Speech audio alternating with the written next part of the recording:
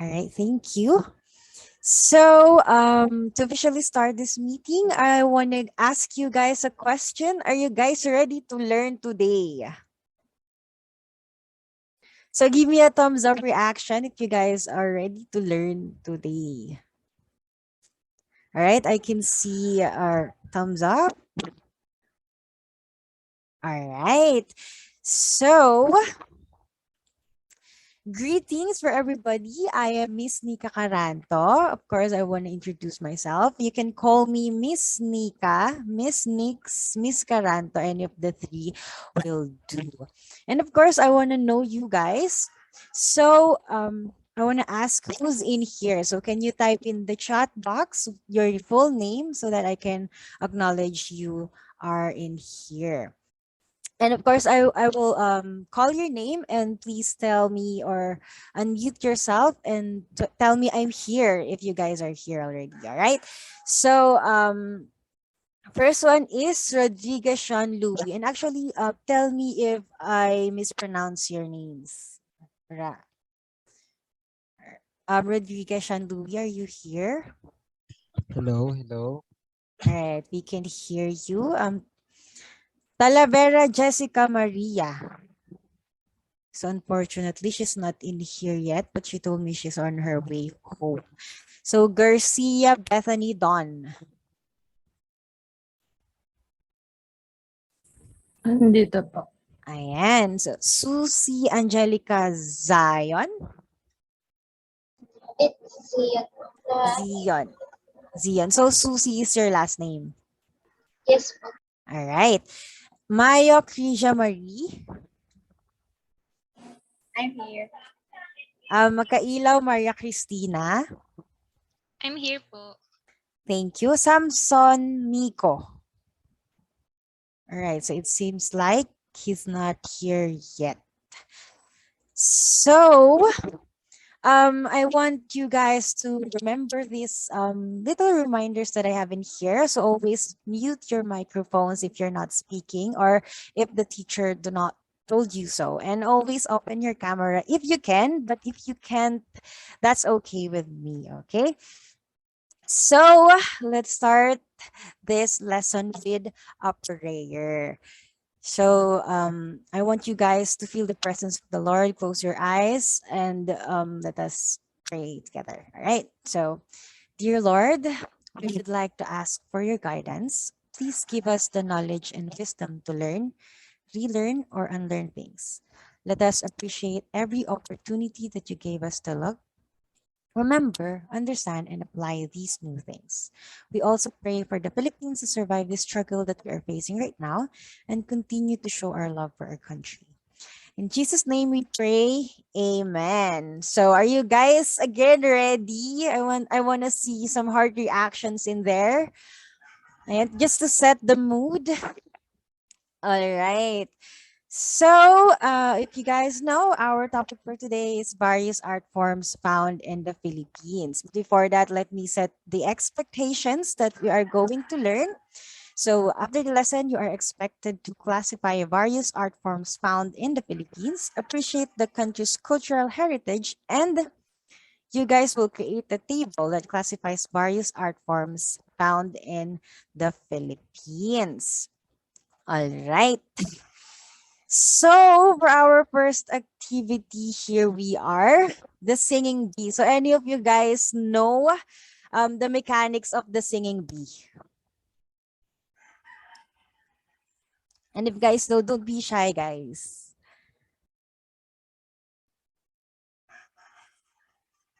So nobody knows the singing bee. Actually, this is very famous. Channel 2 ata ito. Well, you have to sing and you have to guess the next lyrics of the song. Kung may blank. So are you guys willing to sing for us? No, why not? Why not? So actually I have actually random picked 4 people to sing with us today. Of course, I'm gonna be the first one and then you guys will follow. All right. So I actually have here Sean, Bethany, Krisha, and Maria Cristina. All right. So we're gonna sing. All right. So here we go. Are you guys ready? Are you guys ready? Just give me a thumbs up like this Ready one. po. Ayon. Thank you for that. Oh, all right. Jessica's in here already. All right. So I'll go first. Wait. Do you guys hear the audio?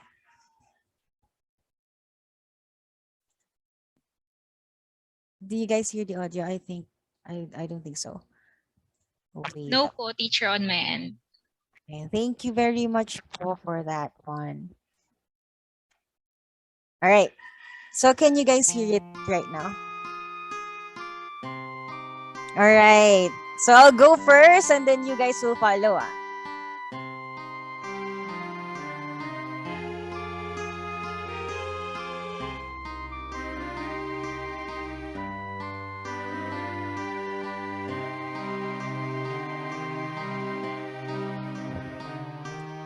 Ang bayan kong Pilipinas,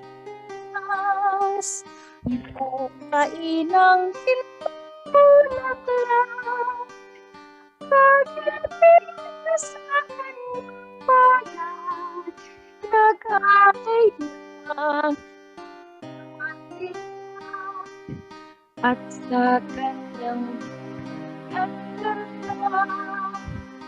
layuhan ay makatingin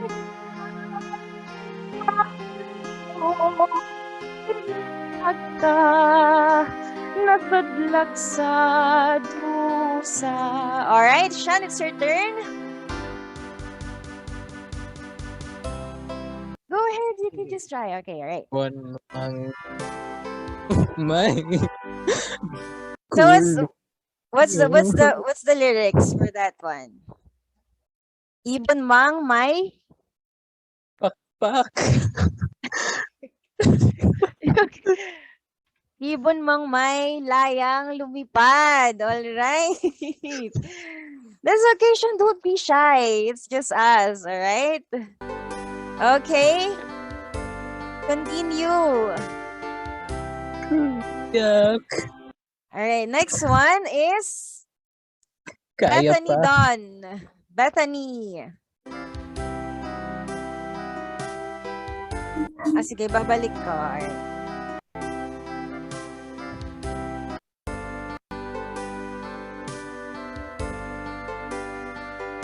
Bethany, it's your turn.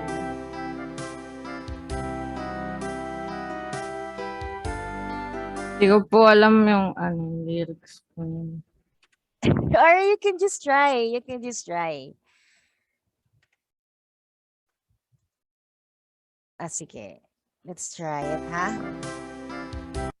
So what do you think the lyrics is?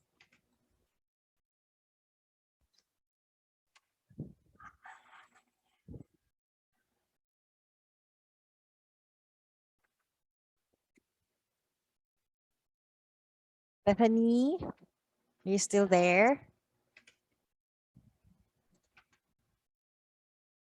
What do you think? You can just guess. Guess the lyrics.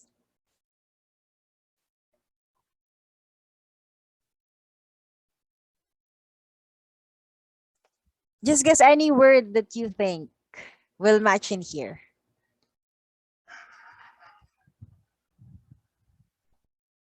Wala po talaga akong maisip. All right. So the answer is bayan. So bayan pa kayang sakdal dilag. All right. So next one is Angelica.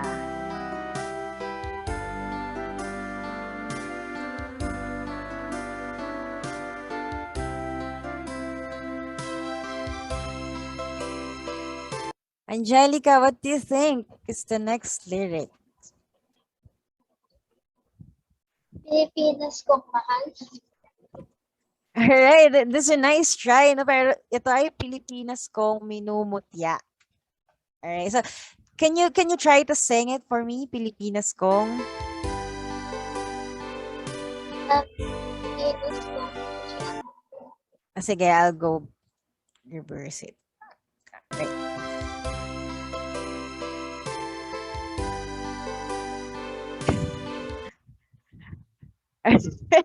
Don't be shy, guys. Don't be shy. Ako lang to. Alright, so next up is Frisia. So, babalik ko ng konti. Ayan.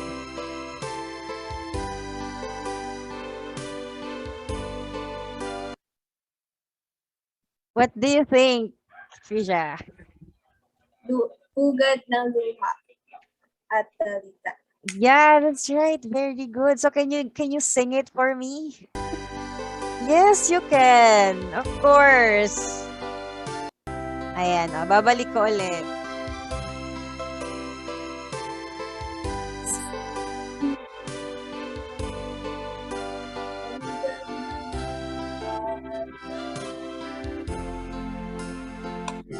All right, thank you very much. So let's sing this last line together. King at Hika. Alright, let's go. Okay.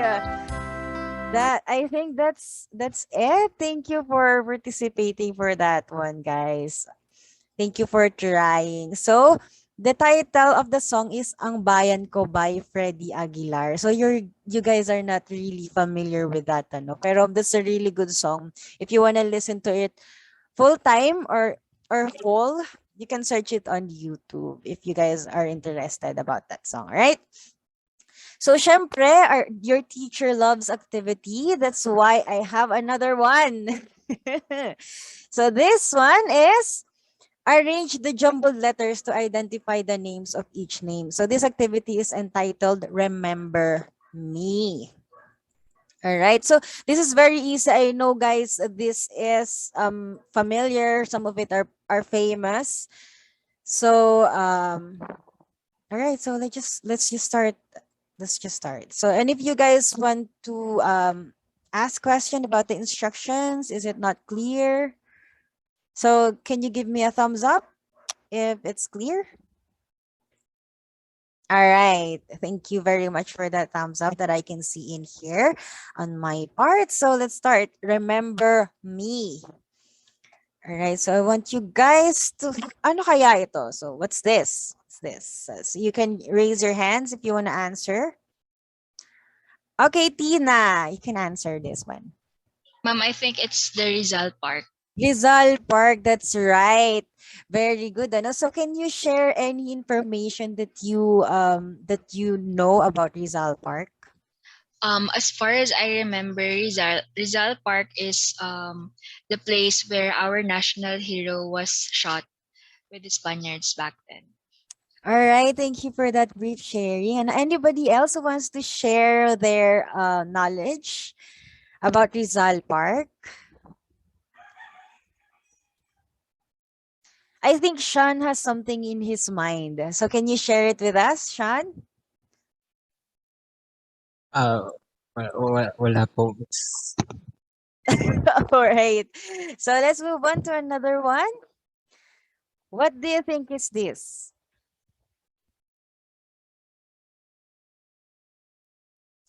So, all right, the first letter is letter B. Okay, Angelica.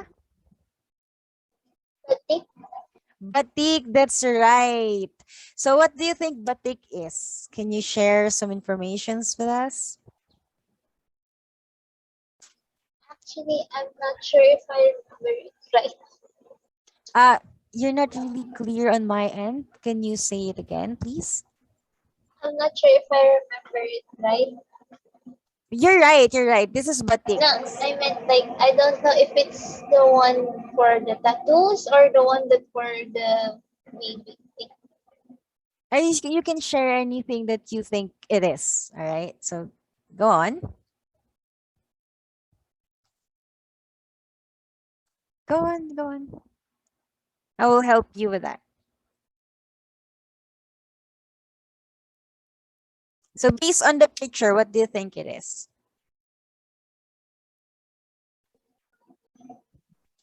Weaving, I think. Yeah, actually, to add some information about that, batik is from Liloan, Cebu. It is a type of printing in which wax is applied to the fabric. Tapos, they're gonna dye it. Lulubog nila sa dye and then they're gonna boil it out para mawala yung wax and then the pattern will come out. Diba? And that fabric dyeing method actually looks cotton that look crackled.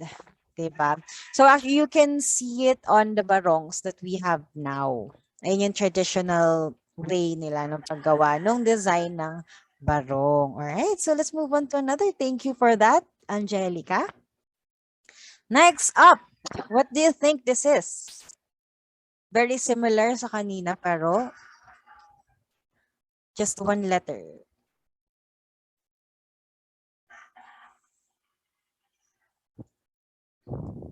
What do you think this is, guys?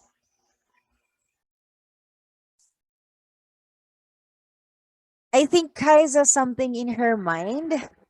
What do you think it is, Kais? Batok. Batok, that's right. So can you share something about batok? Batok is a traditional tattooing technique from Kalinga. All right. So I think Sean wants to say something. Thank you, Kais, for that information. Sean? I know the person All right. So is who's the uh, person?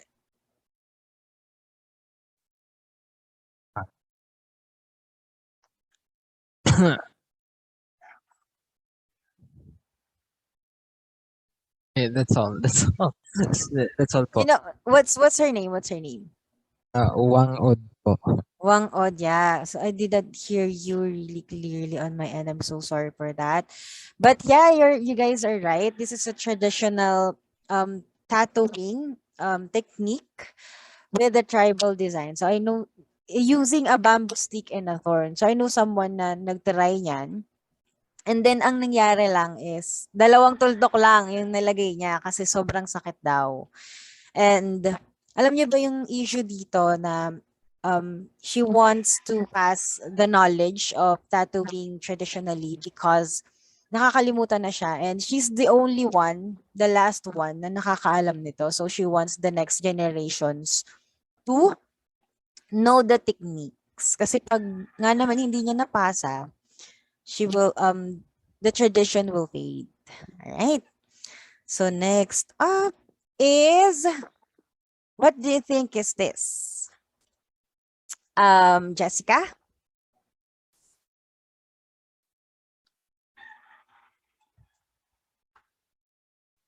Jessica, are you there?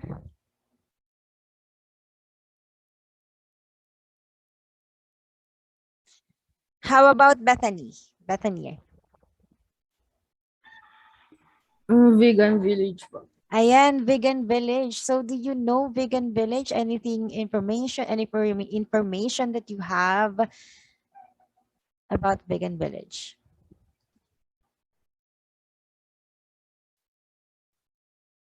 Alam ko lang po yung mga historical na tourist spot po.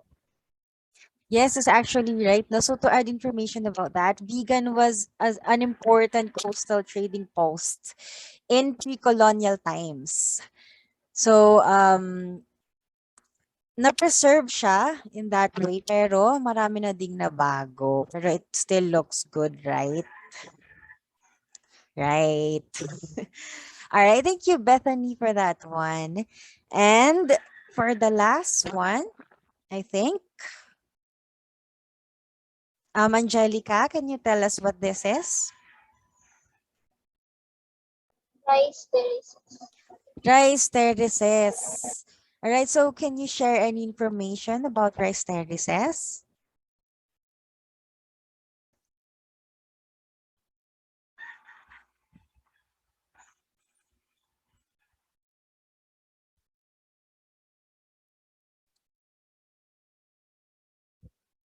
The basic knowledge that you have about rice terraces. It's okay.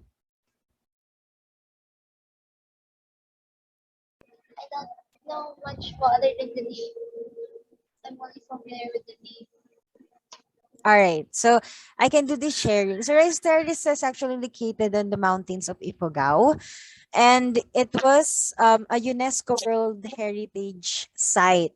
Pero itong rice terraces is nagpe-fade na daw siya because the farmers do not want their child to be farmers. So they don't want to be they don't want their children to be the next generation farmers in here. They want them to be teachers, engineers, and all that stuff. And actually, nasisira na din siya because of industrialization.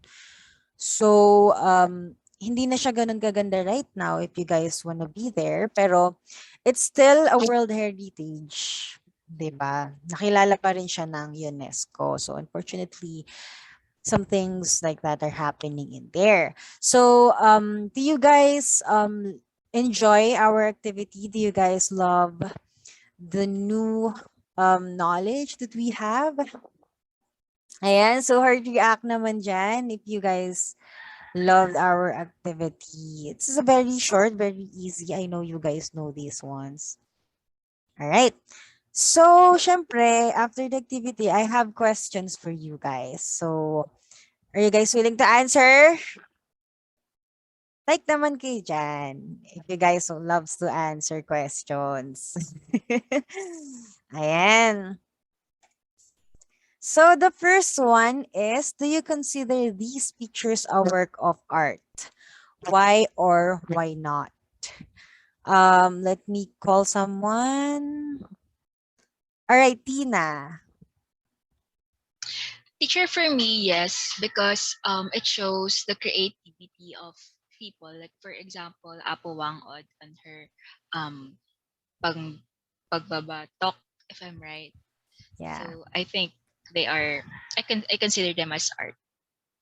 All right, thank you, Tina. No, I actually also consider these things as art because they gave their time, their effort, and the creativity, kagaya nga ng sinabi ni Tina, to give us a really good outcome na nakikita natin today. So next one is, where can you find these arts? Kasi 'di ba, yung batik sa Cebu, yung batok sa Kalinga, yung Vegan Village sa Ilocos Sur. So saan? Saan natin siya nakikita?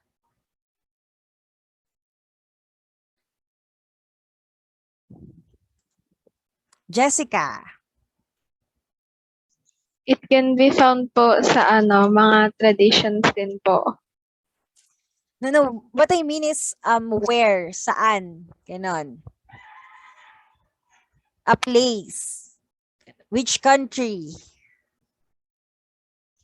Sa Philippines po. Ayun, sa Philippines. Thank you, Jessica, for that answer, no? Sa Philippines natin makikita yon. So, all of those are local. Nasa sa atin lang lahat, yung mga magagandang bagay na nakita natin kanina. Alright, so what are these arts representing? Ano kaya yung nire-represent nila?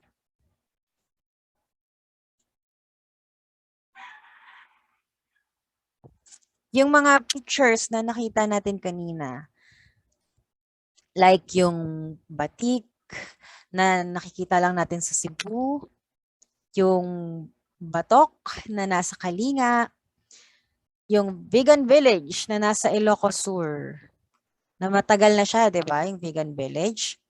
Rice terraces, matagal na rin siya. So, ano kayang nire-represent nila? Okay, Sean?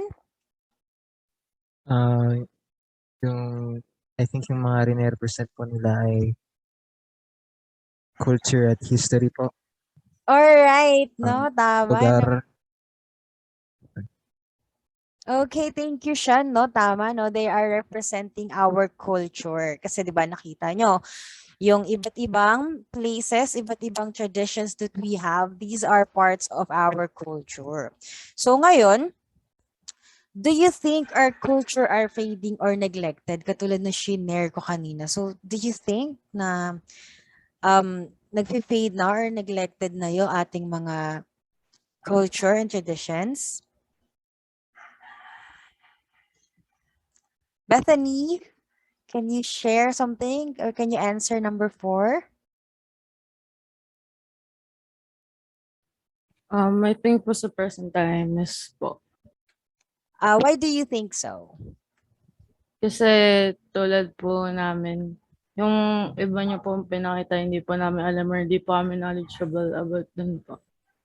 Alright, no, that's really sad, no, na hindi na natin masyadong nalalaman or wala tayong masyadong kaalaman tungkol sa mga bagay-bagay na to. So, it does really show na nag-fade na siya or neglected na yung ating culture, no? Do you guys agree with us? Anyone who disagrees with us? Alright, so thank you for the like. Next up. So, kung neglected na yung ating culture and tradition or culture itself, so ano sa tingin nyo or what do Filipinos lack that causes our culture to fade? Ano kaya yung kulang sa atin? Bakit nagfe-fade na? Or bakit neglected na yung ating culture? Anyone?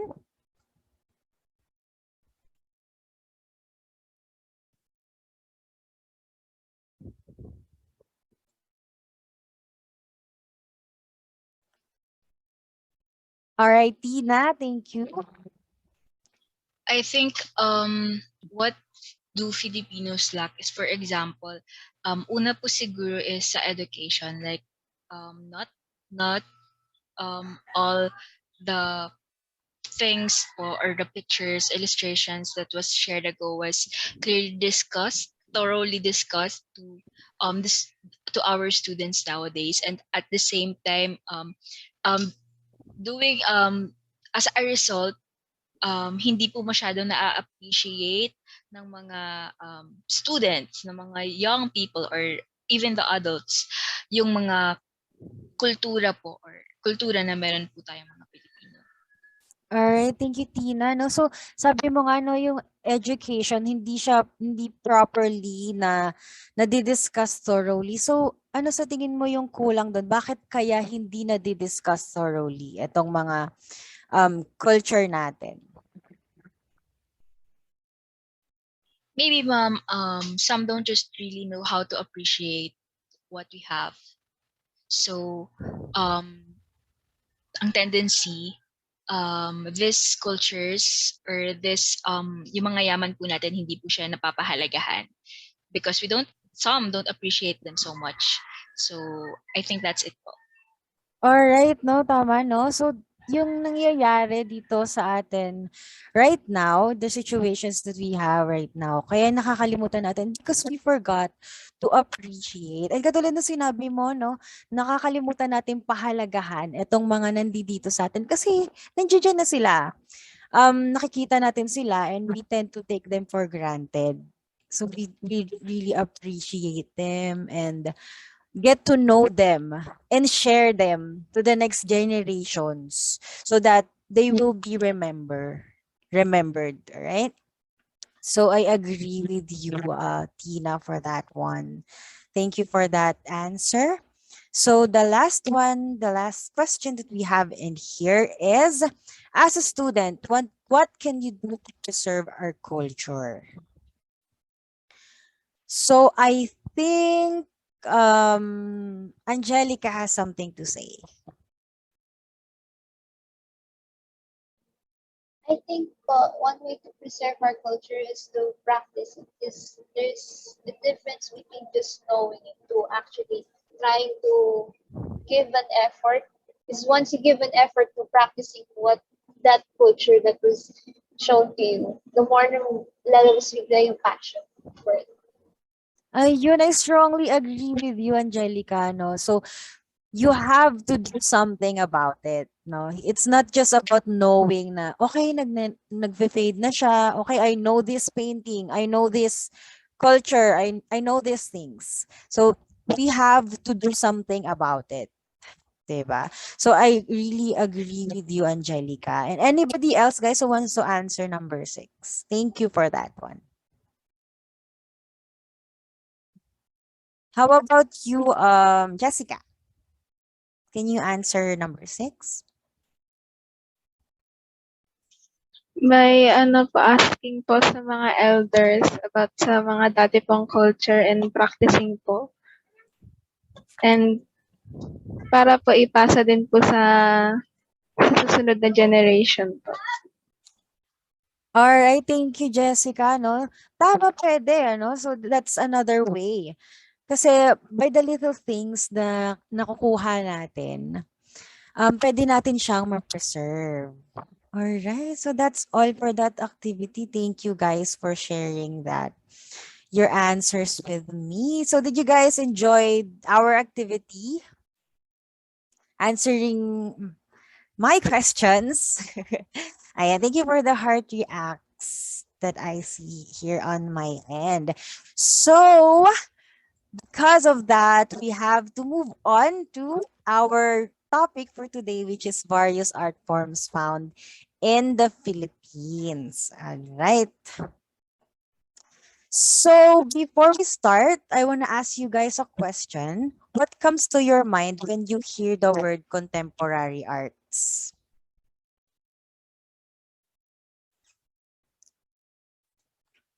What comes to your mind? Just even a word, one word. Anong naiisip nyo kapag sinabing contemporary arts?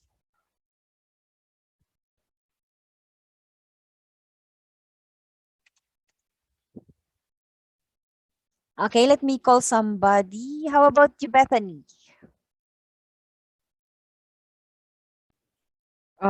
Present, yung present artworks po. Like yung modern.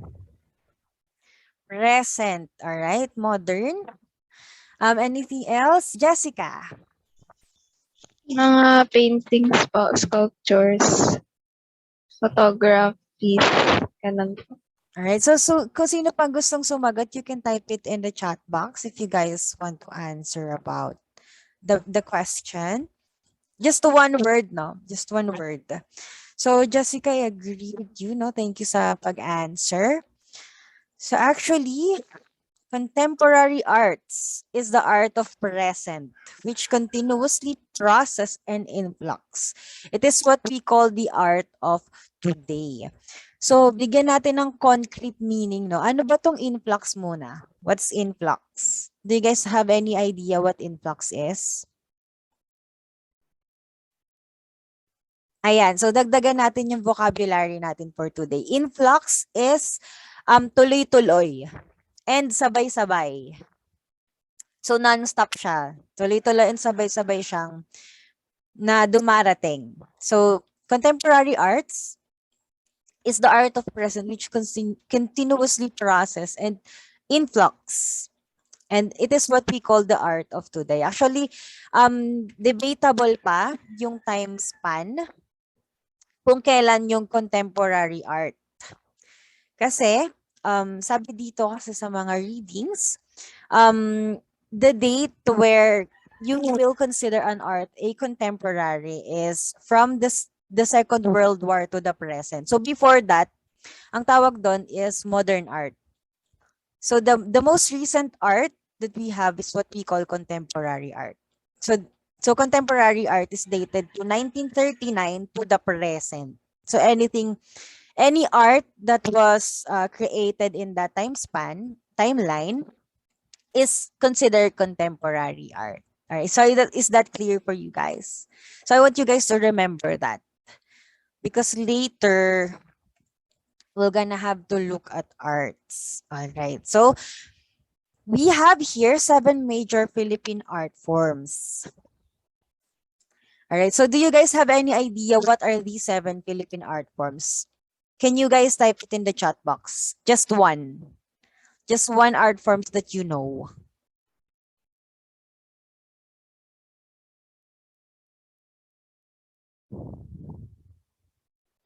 One art forms that you guys know. Visual arts, right?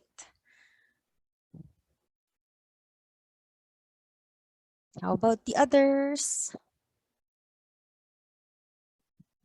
Music. All right. So continue to type it up there and we'll move forward to the first one. Visual arts. What do you think the visual art is according to the pictures? That was painted by Pacinta Abad, Underwater Wilderness 1986 and Fly Me to the Moon 2000. What do you think visual arts is? Sean, do you have anything to say about visual arts?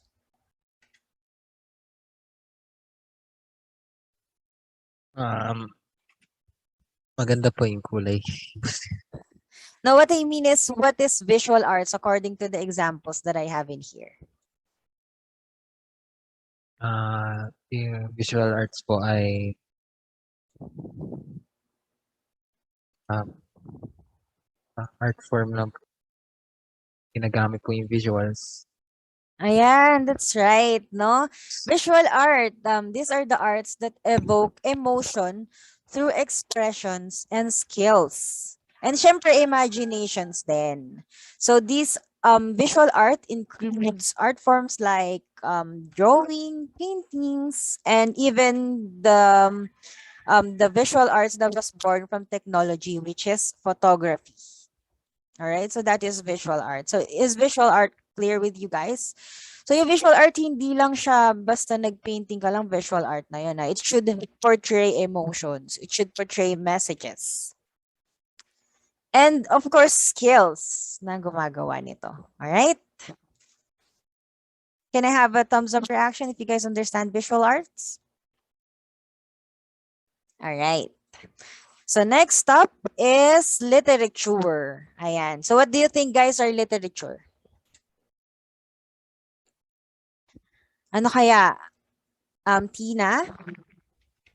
Literature is usually po yung mga libro, yung mga novels, or any written materials po na ginagawa ng different authors. Sometimes it could be fiction or non-fiction. Fiction, siguro yung mga hindi siya totoo, for your imagination lang. And yung non-fictions naman po, yan, kagaya ng dekada 60, it usually tackles siguro different societal issues, and there are also some literatures for self-help books. And ayun po, sometimes it's about history, it's about a country or a place and such. Yeah, that's right. No, thank you, Tina, for that sharing. That's actually literature all about. It's a written work that tells a story. It's actually an art form, di ba? Kasi nasa 7 major art forms nga siya. And actually have guys in here some books. Wait, ayan, some books. Kapitan Sino. Very ano lang siya, very maikse. And you guys can read it sa isang upuan. Ayan. So I really recommend these books, guys, that I have in here. So katulad din nito, etong nakababasa na pala ako, very entertaining siya. And this Dekada 60 is very true to the Philippines in that time. So bago tayo mag-move on, I have questions to you guys. So is Nole Metangere and El Filibusterismo an example of contemporary art? What do you think, guys? Is it contemporary art?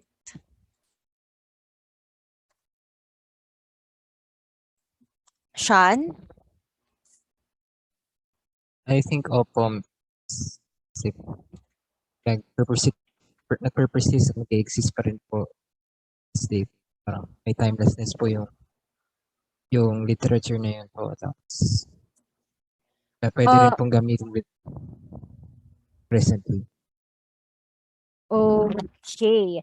So actually, Sean, El Filibusterismo and Noli Me Tangere is an example of classical literature. Why kaya? Kasi sinulat to ni Rizal dated back in the Spanish times, 'di ba? Nung kinokolonialize pa tayo ng mga Spain. So, and going back to the definition of contemporary, lahat lang ng mga ginawa nung Second World War, which is dated in 1939. So, El Filibusterismo and Noli Me Tangere are not considered contemporary arts. Alright? I mean contemporary literature. All right, but you're right about it's not forgotten about, that we still study the contents and all that stuff, pero these are classical. All right? So let us remember that, no? Yung definition ng ating contemporary. All right? Is that okay with you, Shan? All right. Thank you for that one. Ayan. Next up is music. So tama yung sinulat kanina ni Shan. Ni Shan din. Tama yung sinulat niya, music. So do you guys know these people? Can you type in the chat box kung ano yung mga songs, famous songs nila or any contemporary songs that you guys like? Dapat local yan ha. Ayan, local contemporary songs or music. So alam naman natin na lahat yung music, ano? I don't need to expound what music is. It is actually a process of putting sounds and tones in an order para magkaroon ng unification and to have a music. All right. I don't see any songs in here sa chat box. Type nyo naman. Titles of the songs that you love. Kunwari kay Moira, Malaya. Oh, di ba? Yung mga kanta ni Moira. Gitara, right? Ganda yung mga kanta na yan. Mga OPM natin. Araw-araw by Ben and Ben. I actually love that song. So I recommended 5/5. Okay, so continue to type it up and then we'll move on to the stage play. Stage or performance art ang tawag dyan. So it is a time-based art, features live acting and presentation. So etong stage arts, madalas naman natin yan na napapanood sa mga mamaya yung mga architectures, ayan, yung mga buildings, malalaman natin mamaya. But this is very famous, Knitted Cocoon by Bea Camacho, yung example ko dito. Imagine her just knitting in front of you guys, in front of people, and that was considered as a stage art. And this one is Animals Have No Religion by Mela Jaarsma, which is a very good stage play. Truly recommended. I want you guys to watch it. Maybe it's available on YouTube. I don't really know about that. Tina, do you have question?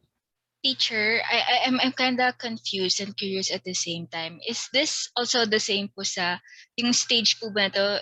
Is it also the same sa stage plays po that we know? Actually, Tina, it is not the ones that we know. It's actually performed by the people who have kasi meron tong productions, 'di ba? So stage play that we have that we know in our classes is not considered as one of the seven major Philippine art forms. So this is quite different kasi mga professionals yung mga gumagawa nito. Ayan, that was considered as an art. Alright, did I answer your question, Tina? Yes po, ma'am. Wait. I have another question po, ma'am. Is Sure. this still nowadays?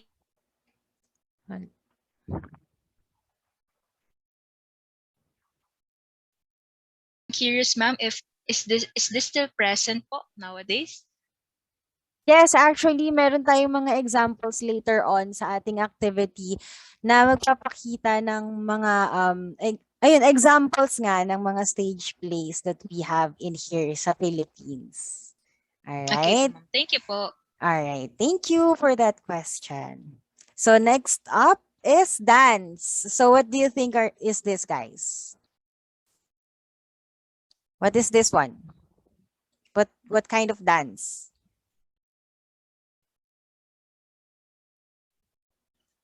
Bethany, what kind of dance is this?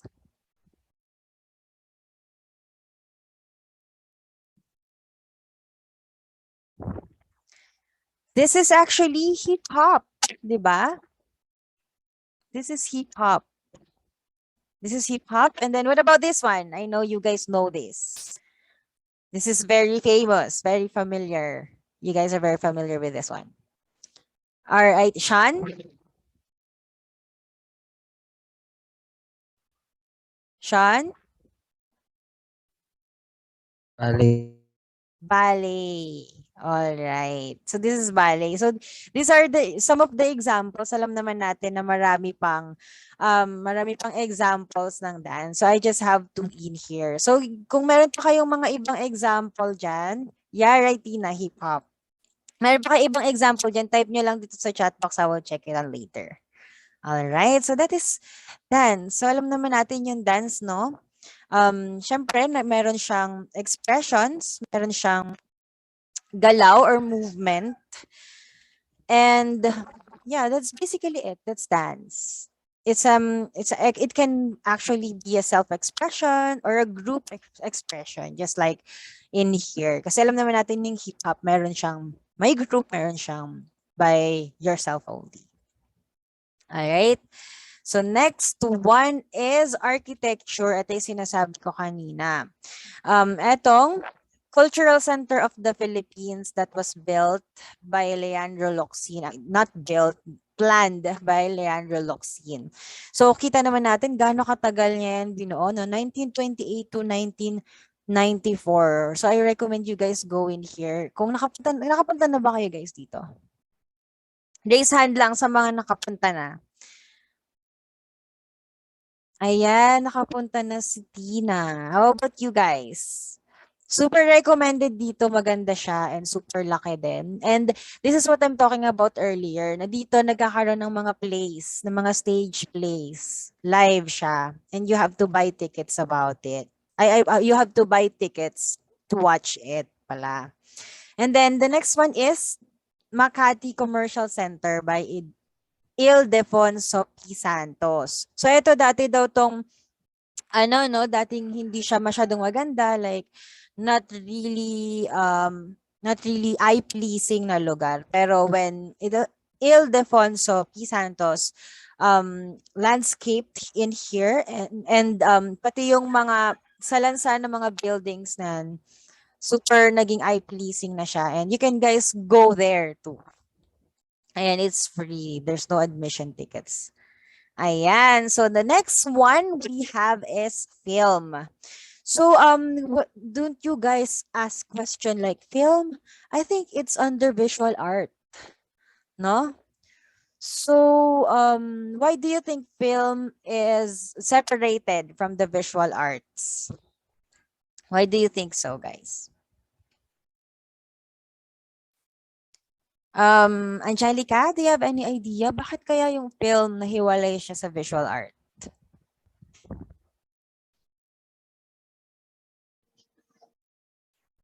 Because it's mixed with an action na rin, tsaka dialogues. Unlike sa visual arts na i-express mo through images, this one, you're using a person who's expressing themselves using dialogues. Ayun, that's right, no, Angelica. Thank you for that answer.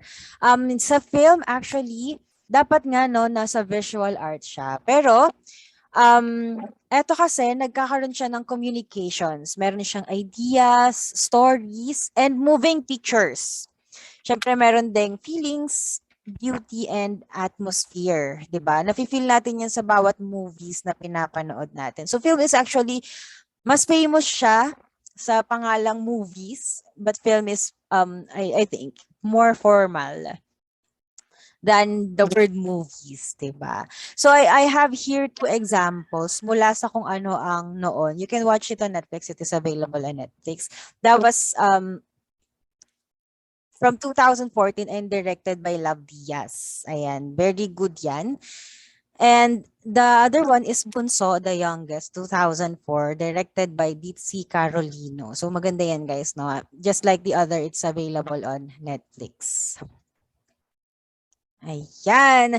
So dahil we love activities nga naman, kagaya sinabi ko kanina. Ay, okay, Tina, do you have any question? Teacher, I have a question po about our discussion po for today. All right. So So I'm so sorry. we have 7, right? 7 types. Tama po ba? Yes. 7 Yes. types of arts, contemporary arts. So siguro teacher, mag-a-ask lang po ako, especially kaming mga kabataan. We all know how arts are essential to our identity and to our country. How can we how can we encourage po yung mga old ones to still appreciate po yung mga kultura na meron pa po tayo, and even the generation next to us, since we are moving na po kasi in a technological society. So baka yung technological society, so baka some may not appreciate na yung mga arts natin, since nabababal sa technology, they all focus on social media or playing games. How can we encourage them po kaya to still appreciate what we have? Ayan. So, according to, I mean, your first question pala, the first question that you have na how can we let the generations or the other older people to appreciate, no? So I kindly disagree with you about that, kasi I think old people really appreciate things na meron sa kanila from the past. 'Di ba? So they are sentimental, 'di ba? The old people, if we wanna call them old people, they are very sentimental, and they are appreciative of everything that they have. Especially yung mga culture na meron tayo, 'di ba? Sila nga mismo yung nagsasabi na ito ganito yung gawin mo, and this is our tradition, you have to do this, 'di ba? And well, to for them to appreciate these things like films, kasi 'di ba we have a very different genre of the films. 'Di ba? Siguro it we can do it, we can make them appreciate it by telling them stories, kasi 'di ba people like them loves to hear stories from us, the younger generations. They want to know how what happened to our day. So what about we share the stories that we've watched para ma-experience nila indirectly through our stories. And to answer your second questions about the newer generation, 'di ba? We have social media. We are linked to technologies. That's why hindi na natin masyadong na-appreciate yung mga bagay na nandito sa atin na meron tayo sa Philippines. Especially our culture. So, one thing na naisip ko agad about that is why won't we use social media to promote these cultures? For them to remember, like kapag na-scroll mo lang, oy, this is really interesting. Like, ganito pala dati to. Then what happened? Ganun. So, it'll open up their interest to something now we actually have right now.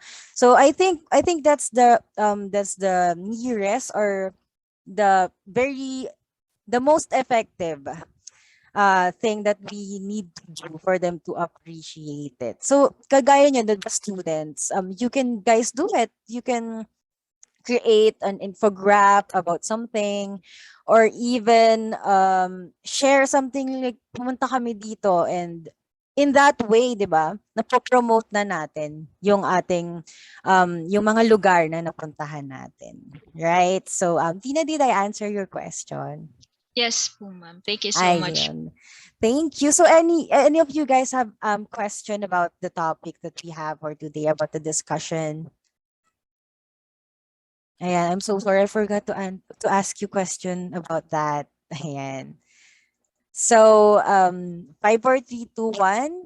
Okay, so wala nang question. And because we love activities, we have in here entitled Which Art Though? So you have to classify each item according to their appropriate art form category using the Cola board. So I will send the link of the Cola board in here.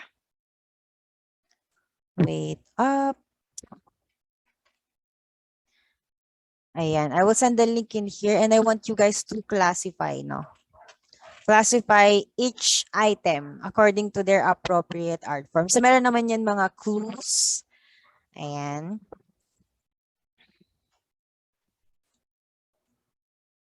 Ayan. So here's our color board. Do you guys know how to use color board or it's new to you guys? Ma'am, it says po to me that this project has reached the maximum number of participants. Ay, ganun. Wait up.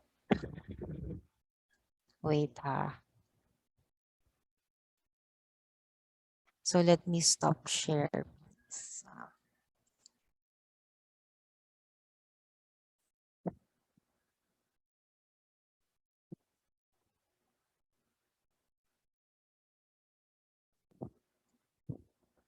Let me do something about it.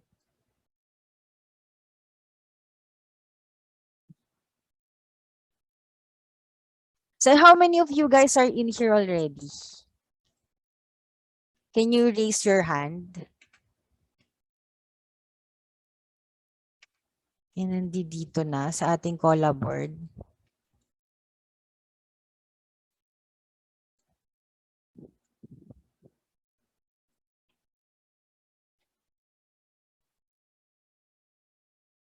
Wala pa ba, guys? Wala pa. Alright. Wait up. I think I sent the wrong link. Eto. How about this one? Can you guys try this one?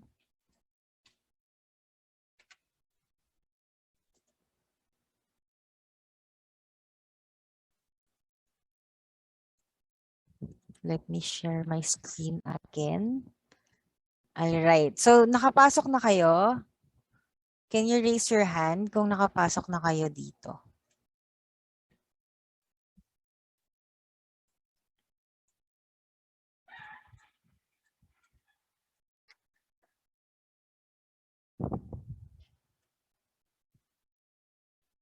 Nakapasok na po.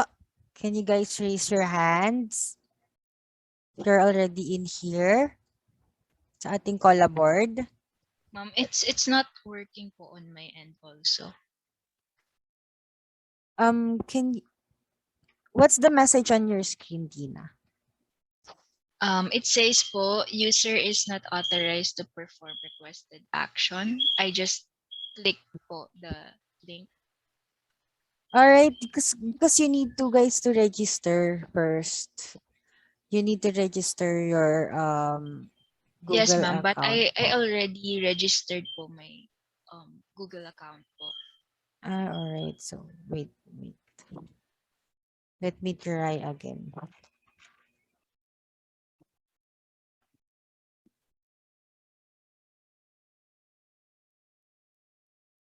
And so maybe we can use another app if this is not working on our end. All right. So let me unshare my screen.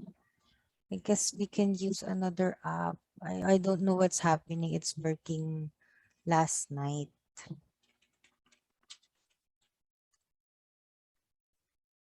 I think we can use.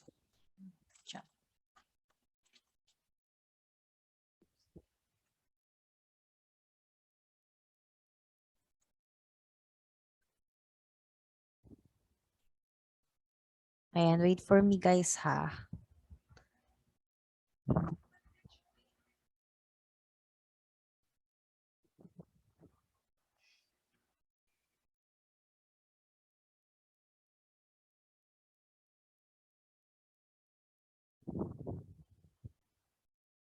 Ayan, so mag-ano na lang tayo, mag-Jamboard.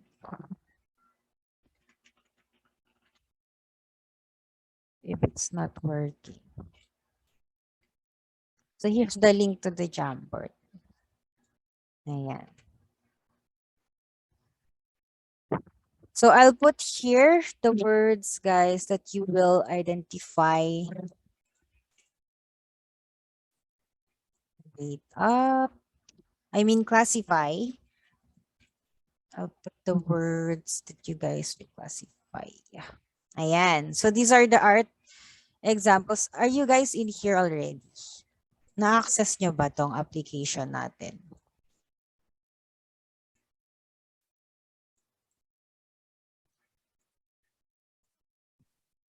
Excuse me po miss, nung ko po yung jump board po, napunta po ako sa isang screen kung saan kailangan po ako nasa Google Drive po ako, sinasabi po yung access. As for access or switch one account access. Pinindot ko po yung button ng request access. Ako Okay. Okay. po siyang All right. Try this one.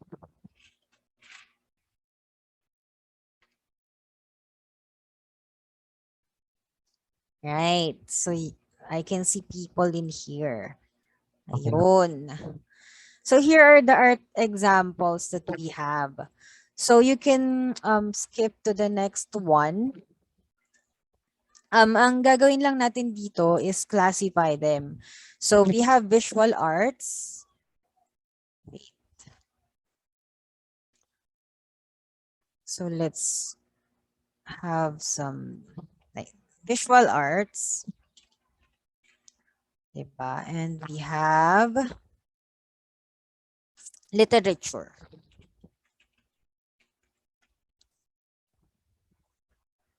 Music.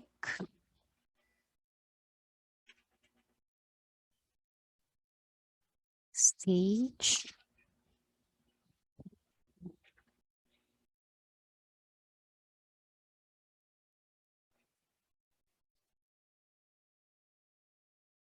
Dance, architecture, and film.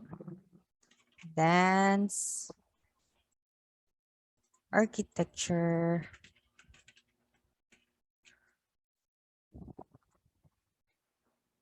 and film.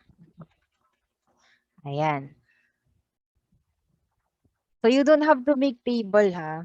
So we will do it by group na lang. By pair para it's easier. So let me pair you up, guys. Sean with Jessica, Bethany with Angelica, Krija with Tina. Right? So all you have to do is copy these things and then just put a note there like this one. So halimbawa, ito yung art. Saranggola by Lenny by Benedicto Cabrera. So you'll write it down here, Saranggola ni Lenny. Ayan. Then you'll put it where it belongs. So, halimbawa, ito, visual arts. And then you have to write your name here. So, the first example that we have is si Sean and Jessica. So, just first name basis na lang. Sean and Jessica. All right. Ganyan lang. And then the next one. Ganon lang din yung gagawin. Okay? So, do you guys understand what we have to do? Any question? Wala naman. So, you guys can do it? Ayan. So, I'll give you 8 minutes for that. I'll give you 8 minutes now. 8 minutes.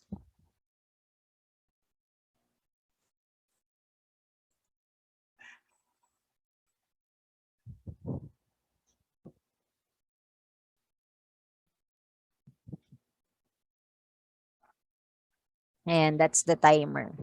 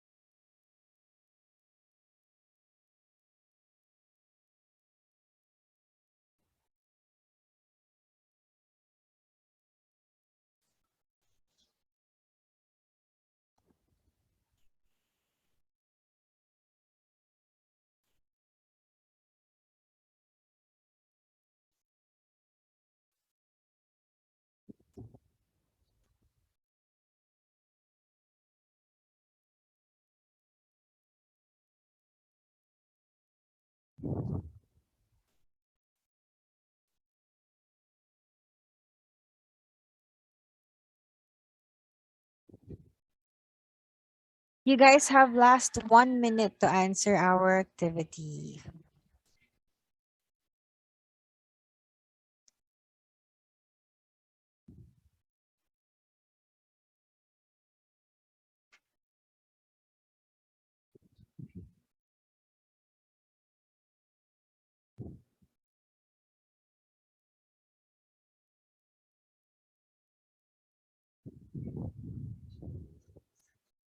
Thirty seconds.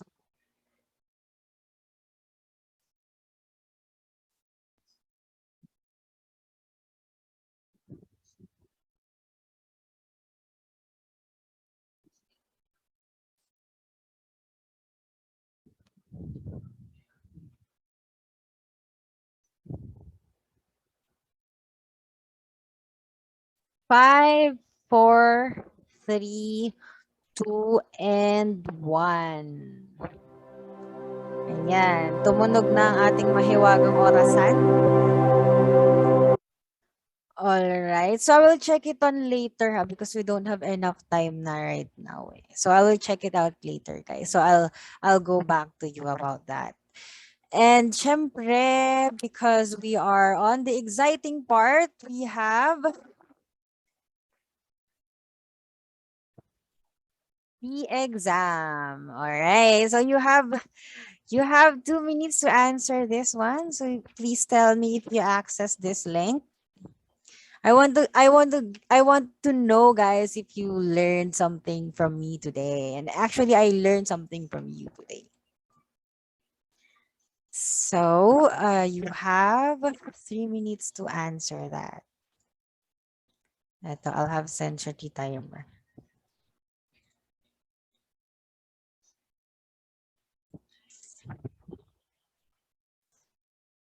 3 minutes. Right, 3 minutes starts now.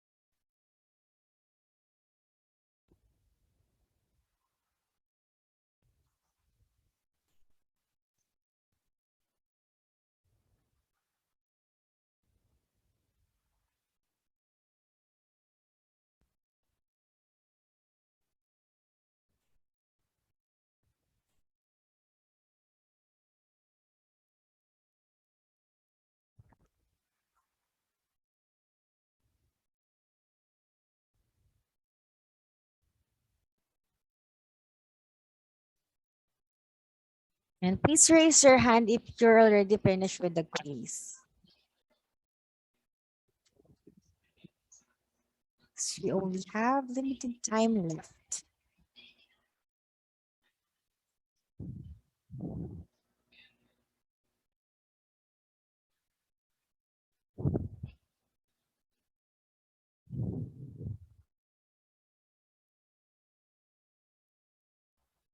Last 10 seconds to answer the quiz, the short quiz that we have.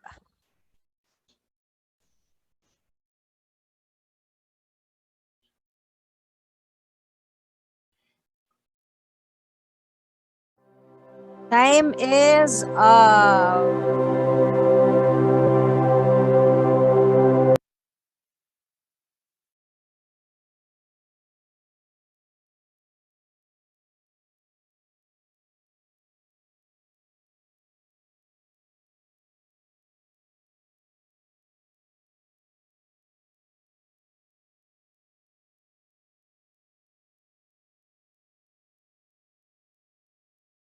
Ma'am, you are muted po ata. I thank you, thank you. Can I see your like reaction for everyone na nakasagot or nadalian? Ayan, Jessica nadalian sa exam. Ayan, paano yung iba? Yung iba, do you guys find it easy or is it hard?